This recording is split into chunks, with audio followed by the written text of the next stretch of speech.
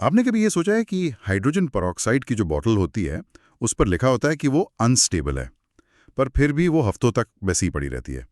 लेकिन जैसे ही उसमें एक चुटकी मैंगनीज डाइऑक्साइड डालते हैं, वो सेकंडों में बबलिंग करने लगती है। ऐसा क्यों? ये सब ना स्पीड का खेल है। एक ही केमिकल रिएक्शन कुछ कंडीशंस में बहुत ज्यादा स्लो हो सकती है। और दूसरी में फास्ट? हाँ, और दूसरी कंडीशंस में एक्सट्रीमली फास्ट। देखिए, कोई रिएक्शन हो सकती है या नहीं और वो कितनी तेजी से होगी, ये दो बिल्कुल अलग अलग कहानियां हैं। चलिए तो फिर इस बात की गहराई में चलते हैं। आज हम यूनिट 3 केमिकल किनेटिक्स के एक बहुत ही फंडामेंटल टॉपिक पर बात करने वाले हैं, rate of a chemical reaction. और ये समझना इसलिए ज़रूरी है, मतलब ताकि हम जान सकें कि कोई दवा हमारी बॉडी में कितनी तेज़ी से काम करेगी। अच्छा। या फ्रिज में रखा खाना कितने दिन तक फ्रेश रहेगा। बेसिकली लाइफ में होने वाली केमिकल रिएक्शंस की स्पीड को समझना और कंट्रोल करना। तो सबसे सिंपल शब्दों में ये रिएक्शन रेट है क्या? मतलब अगर मुझे किसी 12 साल के बच्चे को समझाना हो तो मैं कैसे बताऊंगा? बिल्कुल सिंपल। रिएक्शन रेट का मतलब है कि किसी रिएक्शन में रिएक्टेंट्स, यानी जो चीजें रिएक्ट कर रही हैं, हाँ, वो कितनी तेजी से खत्म हो रही हैं, या फिर प्रोडक्ट्स यानी जो नई चीजें बन रही हैं वो कितनी तेजी से बन रही हैं। ये स्पीड का ही दूसरा नाम है, बस केमिकल्स के लिए। जैसे पानी में चीनी घोलना। जब हम चम्मच से चीनी घोलते हैं तो शुरू में तो वो बहुत तेजी से घुलती है और फिर धीरे धीरे। एग्जैक्टली, वो एक बेहतरीन एग्जाम्पल है। इमेजिन कीजिए, टाइम 0 पर आपके पास एक पूरा शुगर क्यूब है। ठीक है। 10 सेकंड बाद वो आधा घुल गया और 30 सेकंड में मान लीजिए पूरी तरह गायब हो गया। तो रेट ऑफ डिसॉल्विंग ये मेजर कर रहा है कि पर सेकंड कितनी चीनी गायब हो रही है। तो यही रिएक्शन रेट है। हाँ, पर यूनिट टाइम कितना चेंज हो रहा है। और माइक्रोस्कोपिक लेवल पर, मतलब मॉलिक्यूल्स के बीच क्या चल रहा होता है इस दौरान? माइक्रोस्कोपिक लेवल पर रिएक्टेंट पार्टिकल्स लगातार एक दूसरे से टकरा रहे हैं, मतलब बिलियंस ऑफ कोलिजन्स पर सेकंड। बिलियंस? हाँ, पर हर टक्कर से प्रोडक्ट नहीं बनता। सिर्फ वो कोलिजन्स जो इफेक्टिव हैं, मतलब जिनमें पार्टिकल्स के पास सही एनर्जी और सही ओरिएंटेशन है। अच्छा। वही पुराने बॉन्ड्स तोड़कर नए बॉन्ड्स बनाते हैं। तो रिएक्शन रेट बस ये गिनती है कि एक सेकंड में ऐसी कितनी कामयाब ट्रांसफॉर्मेशंस हो रही हैं। अच्छा, हाँ। तो फिर एग्जाम पॉइंट ऑफ व्यू से इसकी एक ठोस डेफिनेशन क्या होगी? बिल्कुल। एंकर डेफिनेशन ये है, reaction rate is the change in concentration of a reactant और product per unit time. Per unit time. हाँ, ये लाइन याद रखनी है। कॉन्सेंट्रेशन में बदलाव समय के साथ। इसमें स्टूडेंट सबसे बड़ी गलती कहाँ करते हैं? कोई आम कंफ्यूजन? सबसे आम कंफ्यूजन होती है टोटल प्रोडक्ट कितना बना और प्रोडक्ट बनने का रेट क्या था के बीच। अच्छा, ये दोनों अलग चीजें हैं। हाँ। बिल्कुल। फॉर एग्जाम्पल, एक रिएक्शन में 100 ग्राम प्रोडक्ट बना, ये टोटल अमाउंट है। लेकिन अगर वो 100 ग्राम बनने में 10 सेकंड लगे तो रेट क्या हुआ? 10 ग्राम्स पर सेकंड। राइट। तो रेट हमेशा पर यूनिट टाइम होता है, टोटल अमाउंट नहीं। ओके।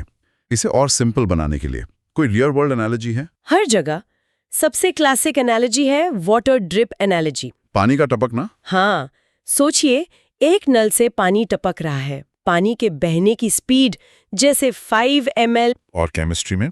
केमिस्ट्री में अगर रिएक्टेंट्स 0.02 मोल पर सेकंड की स्पीड से कंज्यूम हो रहे हैं तो वही रेट ऑफ रिएक्शन है। लेकिन ये एनालॉजी एक जगह पे आके थोड़ी सी मतलब फेल हो जाती है ना?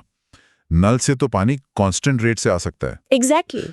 पर रिएक्शन में तो रिएक्टेंट्स खत्म होते जाते हैं, तो रेट भी तो स्लो होता जाता होगा। बहुत बढ़िया पॉइंट, आपने बिल्कुल सही पकड़ा। यही इस कॉन्सेप्ट की गहराई है। ज्यादातर रिएक्शंस में जैसे जैसे रिएक्टेंट्स कंज्यूम होते हैं उनका कॉन्सेंट्रेशन कम होता है और रेट भी घटता जाता है। हाँ, और इसीलिए हमें 2 तरह के रेट की जरूरत पड़ती है, एवरेज रेट और इंस्टेंटेनियस रेट। ओके, तो इनमें क्या फर्क है? इसे एक और एनालॉजी से समझते हैं। मान लीजिए आप गाड़ी से दिल्ली से जयपुर जा रहे हैं। ठीक है। आपको 300 किलोमीटर जाने में 5 घंटे लगे, तो आपकी एवरेज स्पीड हुई 60 किलोमीटर पर आवर। ये हुआ एवरेज रेट, पूरी जर्नी का एवरेज। हाँ। लेकिन क्या आप पूरी जर्नी में 60 की स्पीड पर ही थे? नहीं। हाईवे पर एक मोमेंट पर आपका स्पीडोमीटर 100 किलोमीटर पर आवर दिखा रहा था। और ट्रैफिक में 20 किलोमीटर। बिल्कुल। किसी भी एक पल में जो स्पीड होती है वो है इंस्टेंटेनियस रेट।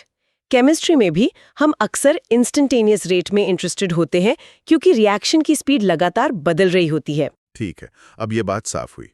अब वापस उस सवाल पर आते हैं कि हमें रेट की जरूरत ही क्यों पड़ी?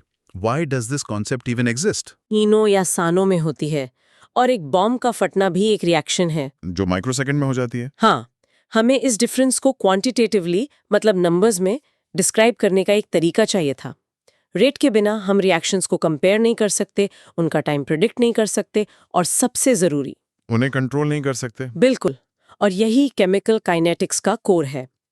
रेट को कंट्रोल करने वाले 4 मेन फैक्टर्स हैं: कॉन्सेंट्रेशन, टेम्परेचर, कैटलिस्ट और सरफेस एरिया। एक एक करके समझते हैं। कॉन्सेंट्रेशन से रेट कैसे अफेक्ट होता है? इसे समझने के लिए एक क्राउडेड मार्केट प्लेस की मेंटल इमेज बनाइए। भीड़ वाला बाजार। हाँ, यहाँ लोग यानी रिएक्टेंट मॉलिक्यूल्स बहुत पास हैं। जितनी ज्यादा भीड़ होगी, मतलब हाई कॉन्सेंट्रेशन, उतने ज्यादा लोग एक दूसरे से टकराएंगे, उतनी ज्यादा बातचीत होगी।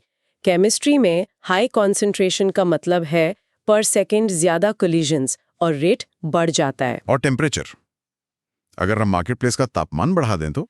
तापमान बढ़ाने का मतलब है मार्केट प्लेस में एनर्जी और एक्साइटमेंट बढ़ा देना। लोग और तेजी से घूमेंगे। अच्छा। मॉलिक्यूल्स के केस में टेम्परेचर बढ़ाने से उनकी काइनेटिक एनर्जी बढ़ जाती है। वो ज्यादा तेजी से मूव करते हैं और ज्यादा जोर से टकराते हैं। इससे इफेक्टिव कोलिजन्स बढ़ जाते हैं। एग्जैक्टली। और रिएक्शन रेट ड्रामेटिकली इंक्रीज हो जाता है। एक जनरल रूल है कि हर 10 डिग्री सेंटीग्रेड टेम्परेचर बढ़ाने पर रेट लगभग डबल हो जाता है। अच्छा। इसीलिए खाना फ्रिज के बाहर जल्दी खराब होता है। एग्जैक्टली। खाना खराब होना बैक्टीरियल रिएक्शंस की वजह से होता है। रूम टेम्परेचर यानी 25 डिग्री सेंटीग्रेड पर ये रिएक्शंस तेजी से होती हैं। और फ्रिज में? फ्रिज में टेम्परेचर 4 डिग्री सेल्सियस होता है, जहां रेट ऑफ स्पॉइलेज रिएक्शंस बहुत बहुत कम हो जाता है। इसीलिए खाना ज्यादा दिन फ्रेश रहता है। तो रेफ्रिजरेशन रेट कंट्रोल का एक बेहतरीन टेक्नोलॉजी एप्लीकेशन है। बिल्कुल। तीसरा फैक्टर था कैटलिस्ट। ये क्या चीज है? कैटलिस्ट एक केमिकल शॉर्टकट है। ये रिएक्शन में खुद कंज्यूम हुए बिना रिएक्शन का रेट बढ़ा देता है। कैसे? ये रिएक्शन को एक ऐसा ऑल्टरनेट पाथ देता है जिसकी एक्टिवेशन एनर्जी यानी एनर्जी बैरियर कम होती है। अब यहाँ पर वो हाइड्रोजन पेरोक्साइड वाली बात समझ में आ रही है। बिल्कुल, और यही केमिस्ट्री का सबसे बड़ा मिसकंसेप्शन है। लोग सोचते हैं अनस्टेबल का मतलब एक्सप्लोसिव होता है, जो कि नहीं है। नहीं, H2O2 का अनस्टेबल होना एक थर्मोडायनामिक प्रॉपर्टी है। मतलब एनर्जी वाइज वो पानी और ऑक्सीजन में टूटना चाहता है, लेकिन टूटने के लिए उसे एक ऊंचा एनर्जी बैरियर पार करना पड़ता है। और काइनेटिक्स हमें बताता है कि वो बैरियर कितना ऊंचा है। सही। बिना कैटलिस्ट के H2O2 के मॉलिक्यूल्स के पास वो बैरियर पार करने के लिए सफिशिएंट एनर्जी नहीं होती। इसलिए रिएक्शन रेट एक्सट्रीमली स्लो होता है। और मैंगनीज डाइऑक्साइड यानी MnO2 उस बैरियर की हाइट को कम कर देता है। प्रिसाइजली, MnO2 एक कैटलिस्ट है जो उस एनर्जी बैरियर को नीचे ले आता है। अब ज्यादा मॉलिक्यूल्स इसे आसानी से पार कर सकते हैं और रिएक्शन रेट हजारों लाखों गुना बढ़ जाता है। और इसीलिए हमें तेजी से बबलिंग दिखती है। हाँ, तो किनेटिक्स असल में पॉसिबिलिटी यानी थर्मोडायनामिक्स और रियलिटी मतलब हाउ फास्ट इट हैपेंस के बीच का ब्रिज है। वाओ, ये तो बहुत ही पावरफुल इंसाइट है। और चौथा factor, surface area. Surface area का असर तब दिखता है जब रिएक्टेंट्स अलग अलग फेज में हो, जैसे एक सॉलिड और एक लिक्विड। इमेजिन कीजिए आपको एक शुगर क्यूब को पानी में घोलना है वर्सेस उतनी ही चीनी के पाउडर को। हाँ, कौन जल्दी घुलेगा? पाउडर, जाहिर है। क्यों? क्योंकि पाउडर का टोटल सरफेस एरिया उस एक क्यूब से कहीं ज्यादा है। करेक्ट। पानी के मॉलिक्यूल्स को अटैक करने के लिए ज्यादा जगह मिलती है।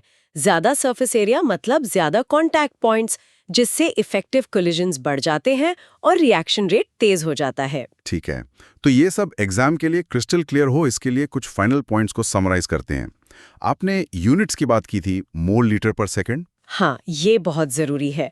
रिएक्शन रेट को हमेशा कॉन्सेंट्रेशन पर यूनिट टाइम में एक्सप्रेस किया जाता है, जिसकी स्टैंडर्ड यूनिट है मोल पर लीटर पर सेकंड। यानी मोल, L इनवर्स, S इनवर्स। बिल्कुल। इसे तोड़कर समझें तो मोल पर लीटर तो कॉन्सेंट्रेशन हो गया, और पर सेकंड हो गया टाइम, तो basically concentration divided by time. बिल्कुल सही। एक और जरूरी बात, जब हम रेट एक्सप्रेशन लिखते हैं तो रिएक्टेंट्स के कॉन्सेंट्रेशन के आगे नेगेटिव साइन लगाया जाता है। नेगेटिव क्यों? रेट तो नेगेटिव नहीं हो सकता। सही सवाल।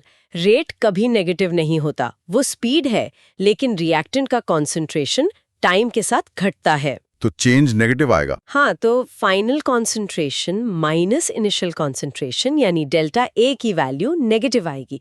उस नेगेटिव वैल्यू को पॉजिटिव बनाने के लिए हम बाहर एक और नेगेटिव साइन लगा देते हैं। अच्छा, तो ये बस एक कन्वेंशन है ताकि रेट की फाइनल वैल्यू हमेशा पॉजिटिव रहे। हाँ, so rate of disappearance of A is equal to minus delta A upon delta T. Got it. ये सिर्फ एक मैथमेटिकल एडजस्टमेंट है। And finally a higher rate value means a faster reaction. अगर एक reaction का rate 2 मोल L-1 S-1 है और दूसरी का 20 मोल L-1 S-1, तो दूसरी रिएक्शन 10 गुना फास्ट है। बिल्कुल, ये डायरेक्ट कंपैरिजन अलाउ करता है। बहुत बढ़िया। मुझे लगता है अब ये पूरा कॉन्सेप्ट काफी हद तक क्लियर हो गया है।